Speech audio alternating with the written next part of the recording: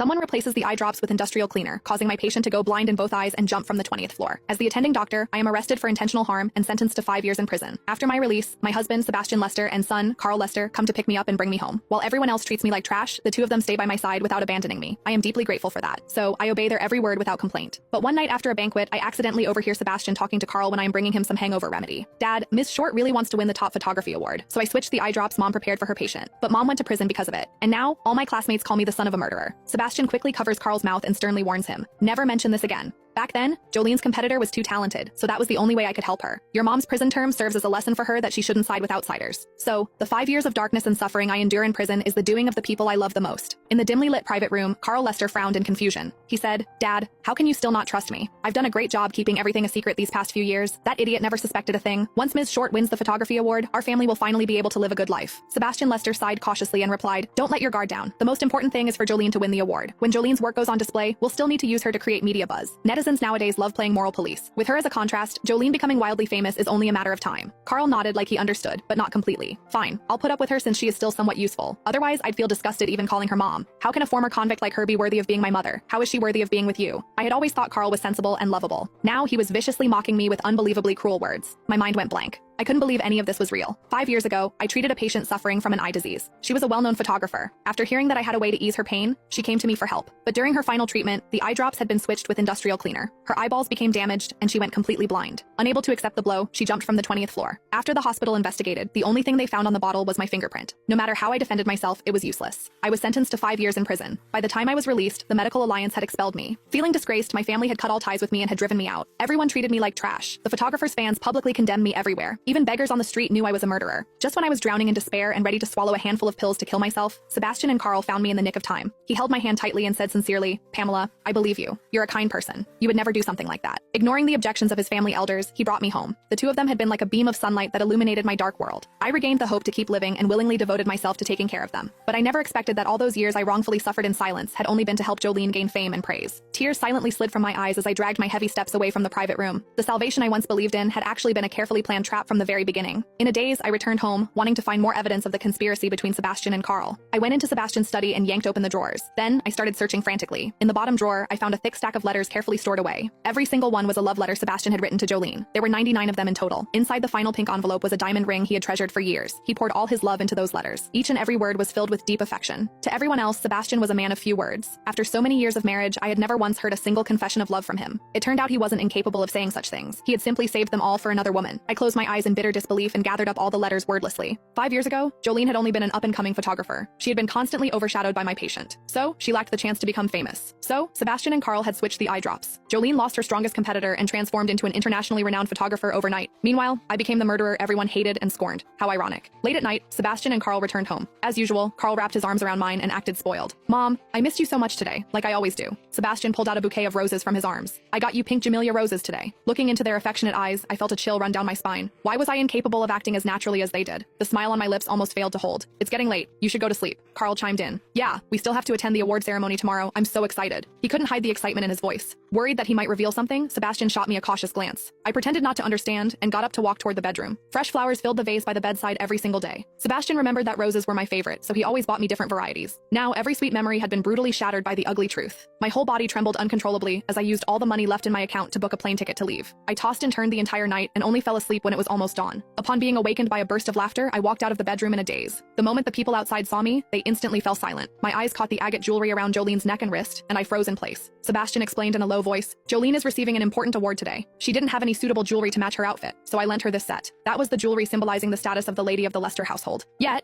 it was lent to an outsider like Jolene so casually and tactlessly. Jolene walked over and held my hand. Pamela, I'm really thankful to Seb for lending me this set of jewelry. Otherwise, I'm going to make a fool of myself today. My gaze fell on her glamorous appearance and bitterness surged through my heart. After 5 years in prison, my skin had become rough. 5 of my fingers had been broken. My joints had also become enlarged and ugly. Sebastian never allowed me to attend any public events. And knowing my own place, I never blamed him for it. Worried that I might overthink things, he kept explaining, Pamela, I'm just afraid those media reporters will publish something that may hurt you. I had stupidly believed all his lies. At the present moment, Sebastian himself seemed dazzled by Jolene, who was wearing the the jewelry. He couldn't help but try to comfort me. Pamela, you never liked attending public events anyway. Why not just give this set of jewelry to Jolene? She's become an internationally renowned photographer now. She needs some expensive jewelry to uphold her image. My grandma had personally handed me the agate jewelry before she died. As I was afraid of damaging it, I had always stored it away in the safe carefully. Had Sebastian completely forgotten that this particular set of jewelry symbolized one's status as the lady of the Lester family? I suppressed my anger, and my gaze landed on their tightly clasped hands. Bitterness spread within my heart. Once upon a time, he used to hold my hand like that too. Sebastian sighed, as if he were being very understanding. Never mind. If you don't want to, I won't force you. But just lend it to Jolene for today. Carl pouted from the side. Mom, our kindergarten teacher told us that we should generously share good things. I recalled their conversation from last night. Since I was already preparing to leave, this jewelry would eventually end up in Jolene's hands anyway. Forget it. I didn't want to argue with them anymore. I closed my eyes bitterly and turned to leave. Sebastian grabbed my wrist. Pamela, you should come to the award ceremony too. Yeah, Mom. The three of us haven't attended an event together in so long. Carl ran over and hugged my leg pleadingly. If I hadn't discovered the truth last night, I would have willingly and foolishly gone there just so they could use me like a tool. I gently pushed Carl away and looked at Sebastian. If I go, I'm afraid it'll attract attention. Afraid of losing the contrast I provided, Jolene hurried forward and warmly grabbed my hand. She said earnestly, Pamela, it's my award ceremony. Of course, I want the whole family to be together. I wanted to refuse again, but Sebastian made the decision for me. Just come. Jolene's begging you already. Can you really bear to ruin her mood? Left with no choice, I nodded. Fine, I'll go get changed. I opened the wardrobe, but everything inside was outdated and old-fashioned. In the end, I picked out a white dress that was barely wearable. After I was done getting ready, I walked out of the villa. I saw Sebastian and Jolene already seated in his Bentley. When Sebastian turned and saw me, a flash of amazement crossed his eyes. Jolene clearly hadn't expected that even if I was dressed simply, my beauty still shone through. Furious, she clenched her fist tightly and said, Pamela, I have to walk the red carpet with Seb, so I'm afraid we can't take you in the car with us. I frowned. What now? Was I supposed to walk there? Sebastian looked at me awkwardly. Pamela, there's no time for me to hail a ride for you. How about this? You can make do with Adam's electric scooter in the garden. Carl clapped his little hands excitedly. You'd look so cool riding a scooter when you're dressed so nicely. The whole situation was incredibly ironic. I was Sebastian's wife, yet I wasn't even worth the trouble for him to arrange another ride to take me to the destination. Without saying a word, I walked toward the scooter. Before I could even start it, the Bentley had already sped away with a loud roar. By the time I arrived, the award ceremony was just about to begin. The moment I walked into the hall, I saw Sebastian arm in arm with Jolene toasting the guests. Everyone praised them for being a match made in heaven. I also saw my father, Maurice Coleman. He took Jolene as his goddaughter in front of the media. Even from far away, I could see the affectionate fatherly look in his eyes when he looked at her. He publicly announced, I will transfer 30% of my shares to Jolene as her wedding gift for marrying Sebastian. A shy smile appeared on Jolene's face as she buried her face in Sebastian's arms. The moment I walked up to them, Dad frowned and asked me harshly, why are you here? Is this the kind of place you should be showing up at? You may not care about yourself, but I still care about my reputation. You're a murderer. If I were you, I would have hidden in some dark corner and not shown myself. If you know what's good for you, hurry up and divorce Sebastian so Jolene can take your place.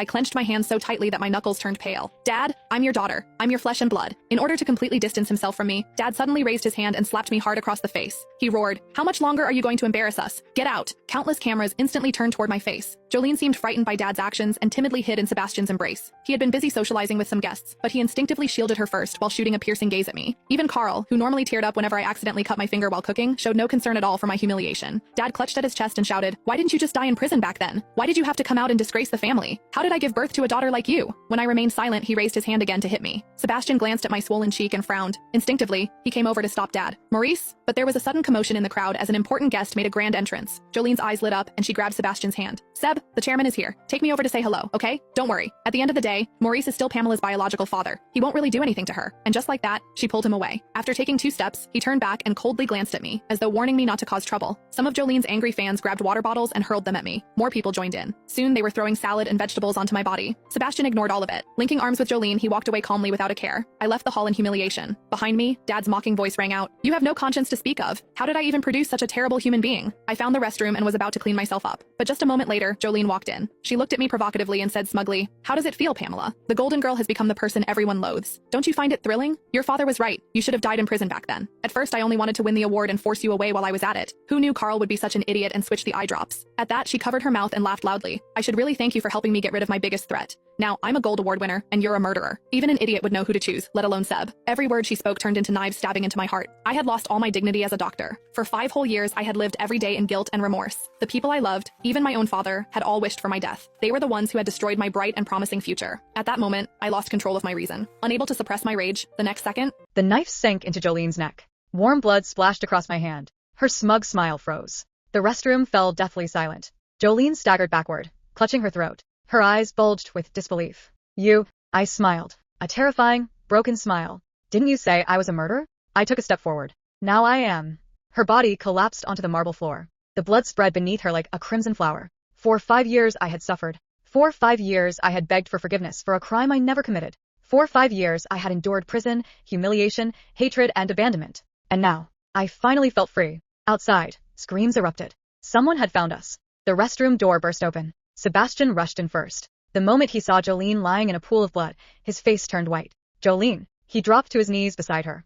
Not once did he look at me. Not once. Carl followed behind. The little boy I had loved more than my own life stared at me in horror. Mom. Then he screamed. No. You're a monster. A monster. The word struck harder than any prison guard's baton. I laughed. I laughed until tears poured from my eyes. Then darkness swallowed everything. Pamela.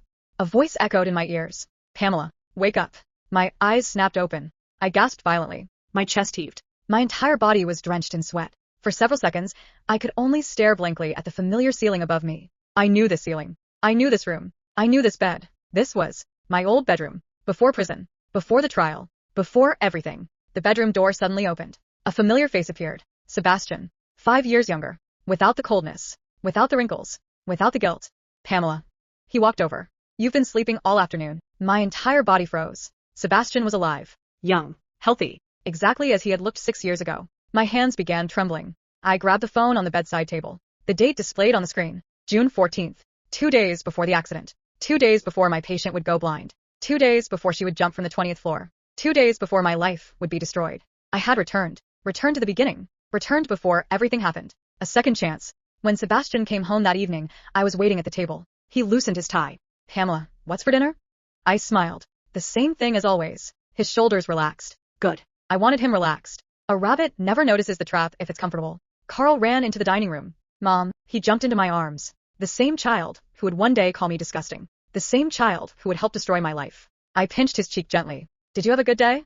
Carl nodded enthusiastically. The guiltless smile on his face almost made me laugh. Children really were incredible liars. Over the next few days, Pamela doesn't stop the eye drop switch immediately. Instead, she gathers evidence. Photos, videos, voice recordings, messages, bank transfers, every piece. And while she's collecting it, she becomes terrifyingly polite. Jolene visited the house one afternoon. As soon as she walked in, I stood up. Jolene. She froze. Probably because I'd never greeted her so warmly before. I took her hand. You work so hard. What? You deserve success. Jolene blinked. Sebastian looked relieved. The fool thought I was finally accepting reality. I almost felt bad for him. Almost. The best part would be Pamela constantly saying things that have two meanings. Things that sound harmless. Until later. At dinner one night, Carl proudly showed me a school drawing. I smiled. It's beautiful. Really? Of course. I stroked his hair. You should keep it. Why? Because one day you'll want to remember what life looked like before you ruined it. The table went silent. Carl frowned. He didn't understand. Sebastian laughed awkwardly. I smiled and continued eating. Or imagine the award ceremony. Except this time Pamela knows everything. Jolene arrives wearing the Lester family jewelry. Everyone expects Pamela to get angry. Instead, Pamela personally helps her put it on. Doesn't she look beautiful? I asked. The guests nodded. Jolene looked delighted. I adjusted the necklace around her throat. Perfect. Then I smiled. Take lots of photos. Why?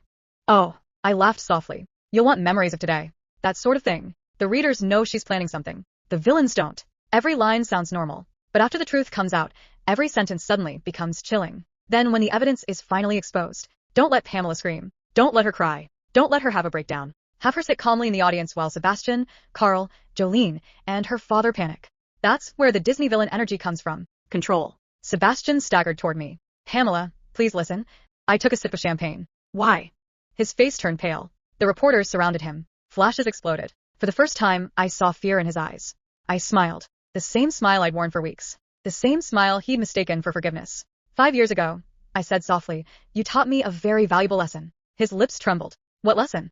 I tilted my head. That monsters don't always look like monsters. Then I stood up, smoothed my dress, and walked away while his entire world burned behind him.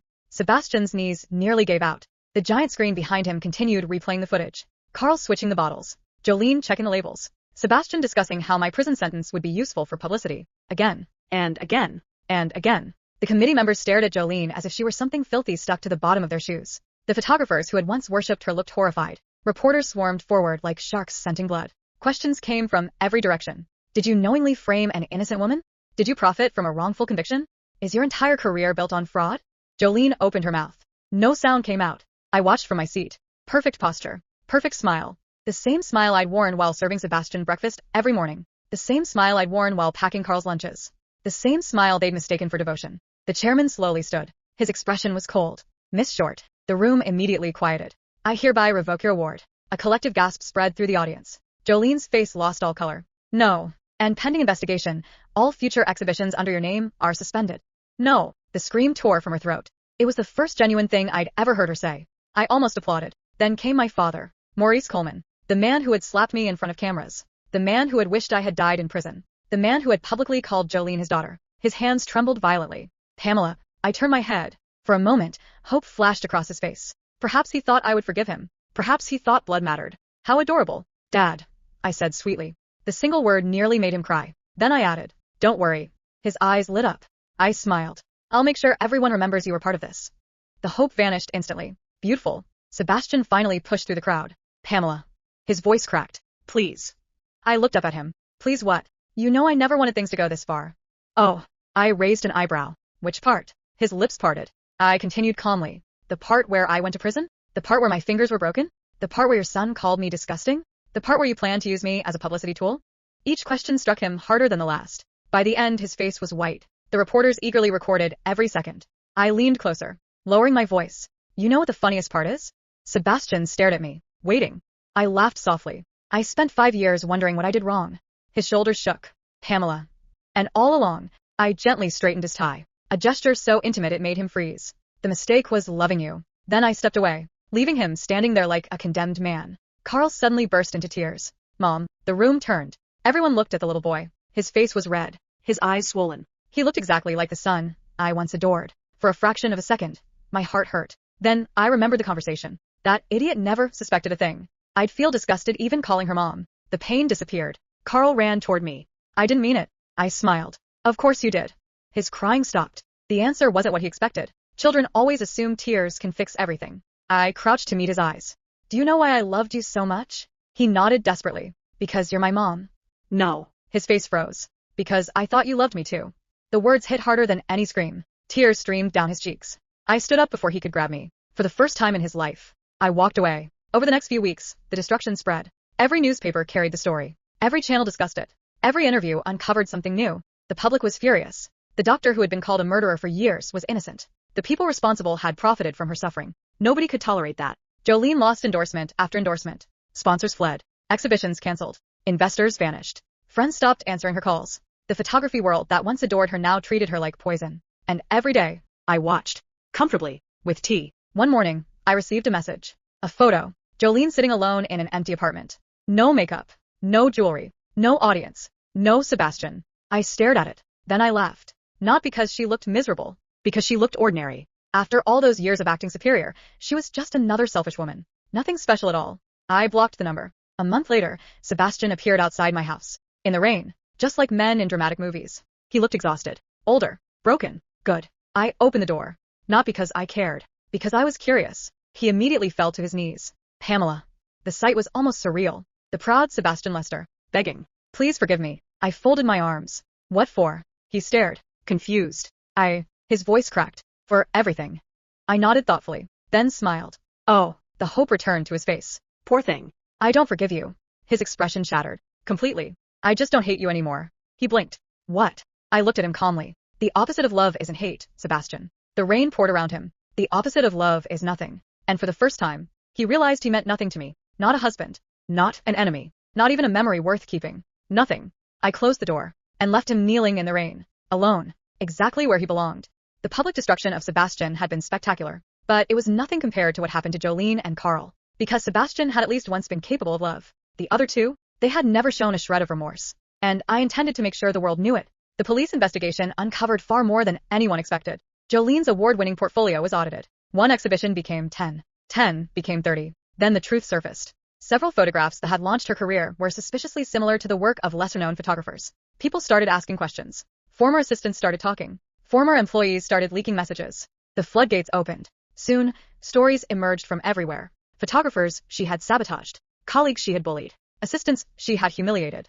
Competitors she had framed. The image of the elegant artistic genius shattered overnight. The public discovered what I already knew. Jolene wasn't talented. She was ruthless. And without victims to stand on, she was nothing. The final blow came 3 months later. The International Photography Association completed its review. Every major award she had won over the previous 5 years was revoked. Every single one. The announcement was broadcast live. Jolene watched it from a tiny apartment she could barely afford. The camera crews outside captured everything. Her breakdown. Her screaming. Her denial. Her tears.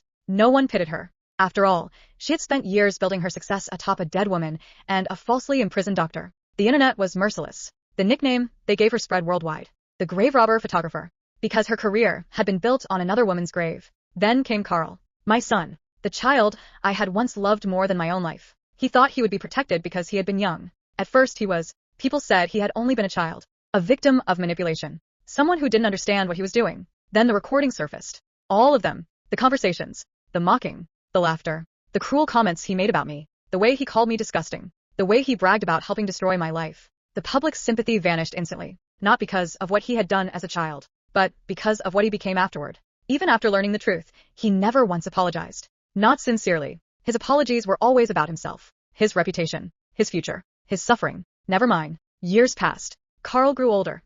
Yes. Each answer landed like a hammer. Because they were true. No anger. No shouting. Just facts. Carl finally broke down, sobbing openly. I wish I could change it. I studied him quietly. The boy who had once looked down on me. The boy who had called me unworthy. The boy who had traded his mother for comfort. At last I smiled. Not kindly. Not cruelly. Simply honestly. So, do I. Then I walked past him, leaving him standing exactly where he belonged. In the shadow of his own choices. As for Julna. Her ending was even sadder. Not because she suffered more. Because she never learned. Even after losing everything, she blamed everyone else. Sebastian. The media. The public. Me. Anyone except herself. One day, years later, I saw a magazine article about her. A former celebrity photographer selling cheap portraits at a tourist attraction. The accompanying photo showed a middle-aged woman sitting alone beneath a faded umbrella. No admirers. No reporters. No awards. No spotlight. Just silence. I stared at the image for a few seconds, then turned the page. Because the truth was this. Revenge isn't watching your enemies suffer forever. It's reaching a point where their suffering no longer matters. Jolene lost her fame. Sebastian lost his family. Carl lost the future he thought was guaranteed. And I got my life back. In the end, that was the one thing none of them could ever steal from me again.